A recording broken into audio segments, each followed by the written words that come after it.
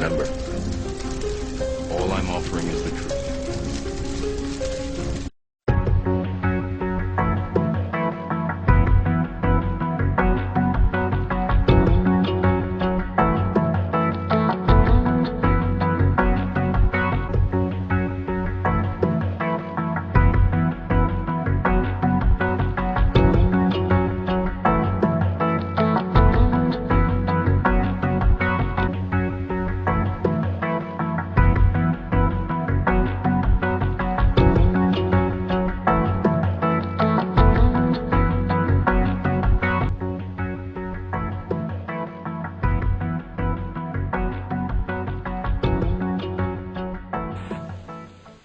Uh, 20 to 40,000 civilians trapped in the city. Russian Hinds are being shot down. Tanks are being blown to bits.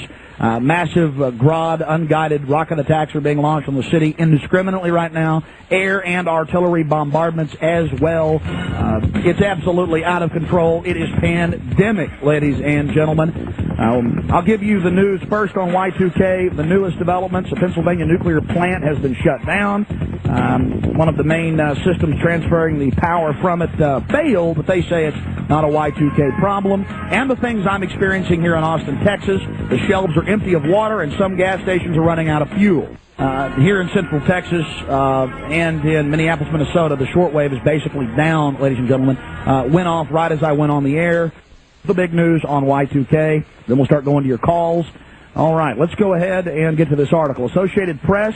This came out at 7:22 a.m. Eastern Standard Time today, December 31st, 1999. Pennsylvania nuclear plant shut down. One of the two nuclear reactors at PECO Energy Co.'s Limerick Generating Station has shut down this morning after a piece of equipment failed. Company spokesman Neil McDermott said the problem was not Y2K related. It was declared an unusual event, the least serious emergency classification of a nuclear power plant. They got to have a serious emergency to shut down a plant, ladies and gentlemen. You power one down, you're not going to power it up for at least days. It was declared an unusual event.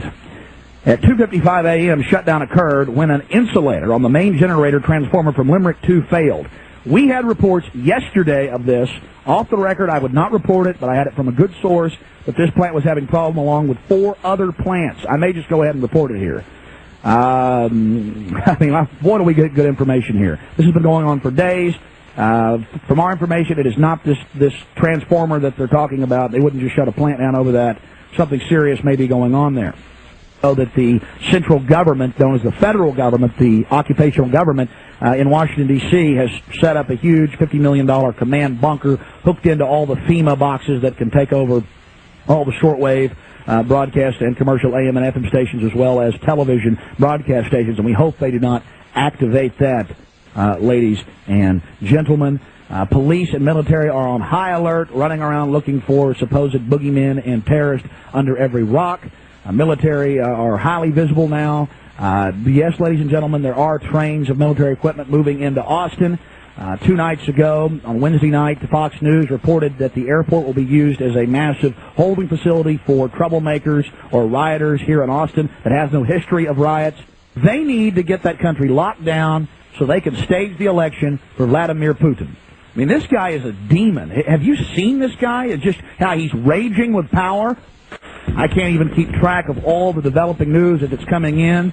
I'm not going to get into I'm not even going to say it's 6 to 7 reactors across the country.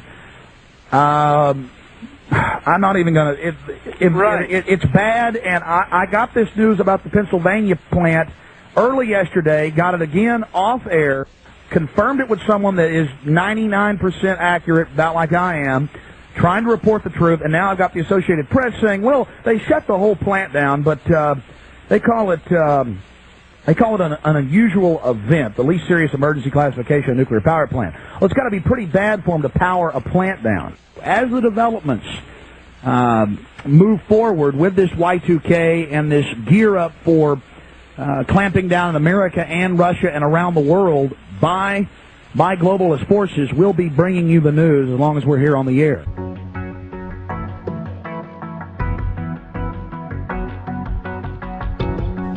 Most of the movie theater chains. Hollywood is owned by the Arabs and the Israelis for some reason. but the actual financing, I've looked into it, is mainly Saudi and Jordanian and the folks from Dubai and Qatar and a few other places, and then British, of course. And what was left was defense industries and stock markets. And I knew the Arabs owned the majority of some stock markets, but I was reading the Financial Times of London and learned that the majority of world stock markets are now owned by the Arabs. That is but as if it wasn't enough that two Middle Eastern countries own 49% of the London Stock Exchange. Now they're about to bid and own the majority, and that's just two countries. If you add them all together, the Arabs own it almost outright, 70+%. And same thing with Dow Jones, because Arabs own Fox. You see, you didn't know that, did you? You didn't know that Arabs... See, Murdoch's only got a minority stock now. But the way the agreements were set, he still has board control. But Saudis own more than he does. But there's one Saudi with 14% last year. But, I mean, so the point is they just own everything. I mean, they control the whole deal. Now it's defense stocks, though.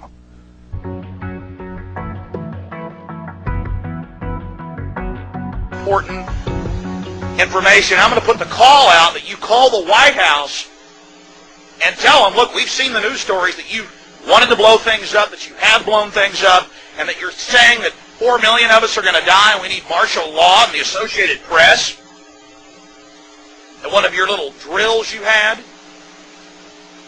And that we're aware of who the terrorists are if you pull this. This can stop this Hitlerian Reichstag event. I want to put the toll-free number up for Congress. And I won't want you to believe Alex Jones. I want you to go get these news stories off my website. I want you to call these major newspapers. I want you to find out these statements were true by the White House about preparing for martial law. And I want you to let them know that if there is any terrorism, we know who to blame. The point is, if any terrorism comes, it's from this government. And if there was an outside threat like a bin Laden, who was a known CIA asset in the 80s, running the Mujahideen war, and whose family builds all the military bases over in Saudi Arabia right now, and sits on the board of Iridium Satellite. He's the boogeyman they need in this Orwellian phony system. You see, because the largest intelligence apparatus in the world, with the biggest budget in the history of the world, has been looking for Osama bin Laden for years and years and years, and can't find him. Some doofus jerk-off reporter with a camera crew bosses right into his hideout and interviews him. And I'm telling you, be prepared for a major attack. But it won't be Osama bin Laden. It will be those behind the New World Order. Before we get started, I have to clear up a little discrepancy here. Apparently the other night, or within the last week, because I've been getting a lot of email about this, and I even received one telephone call.